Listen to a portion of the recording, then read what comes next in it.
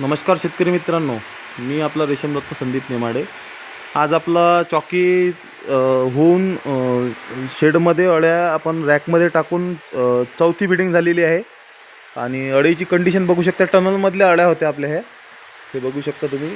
आता दुपारचा 1 वाजलेला आहे आणि अळीची साईज बघू शकता तुम्ही। अळ्या खूप छानरित्या पाणी खात आहेत आणि शांत आहेत एकदम। तर उन्हाळ्यामध्ये टेम्परेचर आणि आर्द्रतेचं काय महत्त्व आहे, आपण त्याच्यासाठी काय काय केलेलं आहे, आणि ॲडजस्ट फॅन, फॉगर, नेटवर पाणी व मिनी स्प्रिंकलर त्याच्यामधलं आपलं काय काय झालेलं आहे पूर्ण। तर आपण काय केलेलं आहे, गोंदपाट लावलेलं आहेत खालच्या बाजूला, हे बघू शकता। हे गोंदपाट कुठून आणले आपण मागच्या व्हिडिओमध्ये टाकलेलं आहे, तरी पण एक वेळ सांगतो। हे गोंदपाट आहेत, याची साईज आपण हे काढलं ना तर याची साईज निघतं, हे कपड्याच्या दुकानाला जे पार्सल येतात त्याचं हे एक डाग म्हणून येतं। तर चांगल्या मोठ्या होलसेल दुकानावर कपडे ज्या ठिकाणी येतात त्या ठिकाणी तुम्ही घेऊ शकता, खूप स्वस्त पडतं।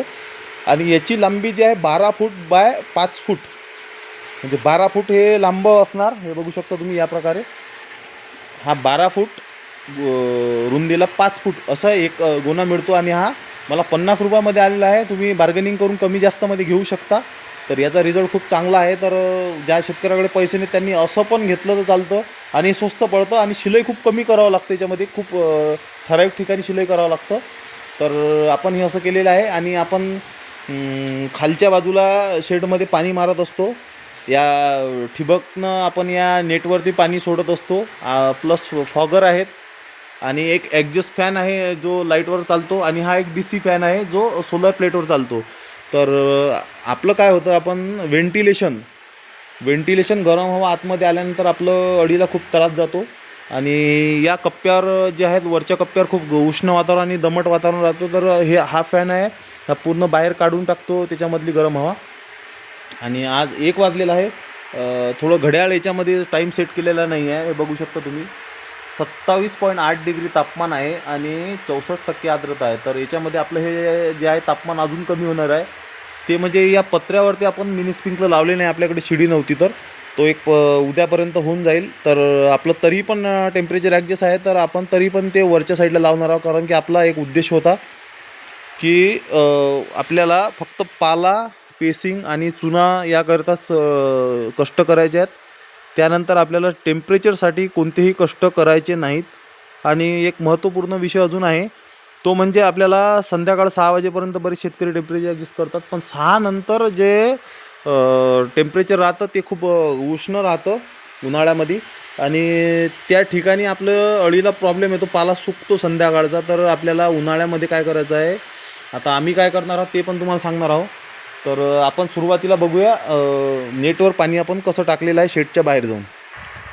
तर मित्रांनो, आपण शेडच्या बाहेर आलेलो आहोत, हे तुम्ही स्वतः बघा नेट कशा प्रकारे ओली होत आहे। अशी प्रॉपर ओली झाली नेट तरच आपले टेम्परेचर आणि आर्द्रता आतमध्ये हवेद्वारे येऊ शकतं। बघू शकता तुम्ही किती छानरित्या हे ओलं होत आहे, आणि पूर्ण शेड आपलं अशाच प्रकारे आपण ओलं करत आहोत। बघू शकता तुम्ही किती छानरित्या हे शेड ओलं होत आहे। तर नेटवर ठिबकची नळी बांधली तर ठीक आहे, पण त्याला पाणी पुरेपूर मिळालं पाहिजे, खालपर्यंत पाणी आलं पाहिजे मित्रांनो। त्यावेळेसच आपलं शेड खूप थंड होतं। आणि या टीन पत्र्यावरती आपण 5 मिनी स्प्रिंकलर लावले तर याच्यापेक्षा थंड होणार आहे। तर आपण आतमध्ये जाणार आहोत। आता आपण हे नेटवर पाणी बघितलेलं आहे, तर आपण शेडच्या आतल्या बाजूला आलेलो आहोत। तर हे आपली पिवळी पन्नी आहे, जे की आपण याचा वॉटर टँक बनवणार आहोत, या ठिकाणी आपण ठेवलेली होती। तर हे फॉगर आहेत, हे फॉगर बघू द्या किती मस्त प्रकारे आपले आतमध्ये आर्द्रता घेऊन येत आहेत आणि टेम्परेचर पण ॲडजस्ट करत आहेत। आणि खालच्या बाजूला आपण थोडं शेडमध्ये पाणी मारून घेतो, जेणेकरून ओलावा आणि हे आपलं मेंटेन राहणं आर्द्रता। गोंदपाट, नेटवर पाणी आणि फॉगर, आणि पत्र्यावरती मिनी नोझल, 3 लेअर सुरक्षा केली आपण, तर आपल्यात अळीला काही प्रॉब्लेम येत नाही। मी एक म्हैसूरचा लेख आज वाचलेला होता, कारण की मी सायंटिफिकची खूप अभ्यास करत असतो अळीचा, आणि त्याच्यानंतर शेतकऱ्यांपुढे अनुभवातून मांडत असतो। तर ही अळी आहे, ही अळी आहे। असं लिहिलेलं आहे सायंटिस्ट लोकांनी की आपल्या म्हैसूरच्या की 9 छिद्र एका बाजूला आणि 9 छिद्र दुसऱ्या बाजूला 18 छिद्र या अळीला असतात श्वसनासाठी आणि हे तोंडामधून श्वसनक्रिया करत नाही. तर हा एक खूप आपल्याला मुद्दा समजण्यालायक आहे जो कोणत्याच तुम्हाला व्हिडिओमध्ये मिळणार नाही.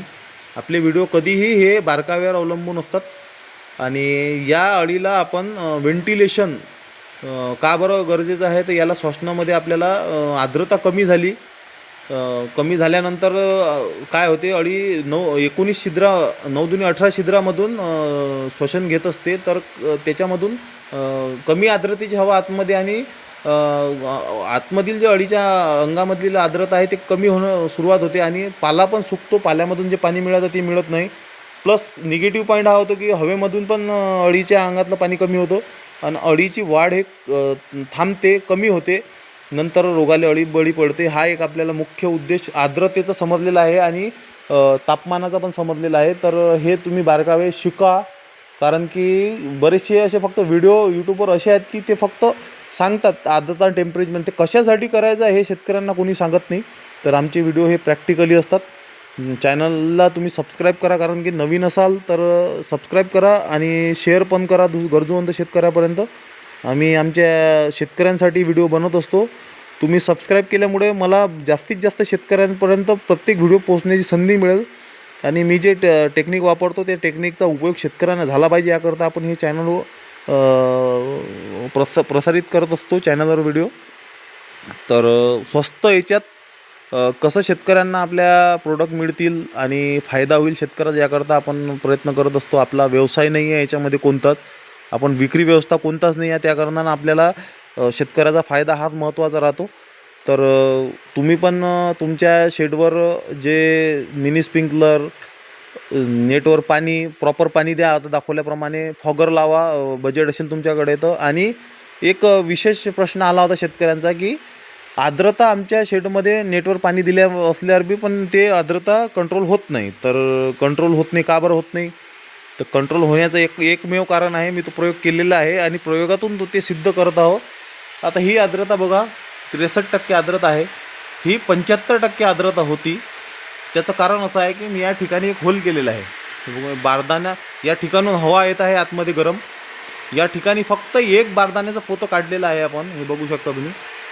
एक पोतं बारदाण्याचं काढलेलं आहे उंच ठिकाणी. या ठिकाणी इतकी गरम हवा येत आहे की या ठिकाणचं जवळपास 8 ते 10% आर्द्रता कमी झालेली आहे.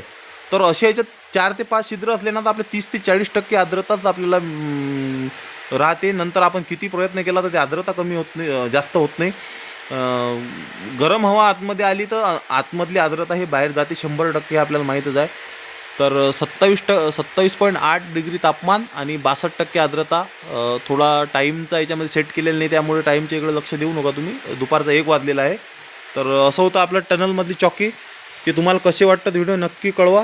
काही प्रॉब्लेम असले तर आपल्या कमेंटमध्ये लिहा, आपण त्याचा आपल्याकडे उत्तर असलं तर आपण ते शाश्वत आणि अनुभवानुसार आपण ते देत असतो. तर शेतकऱ्यांचा त्याच्यामध्ये नक्की फायदा होईल, दुसऱ्याही शेतकऱ्यांचा. तर आपण एका पुढच्या व्हिडिओमध्ये नवीन विषय घेऊन भेटू. तोवर नमस्कार.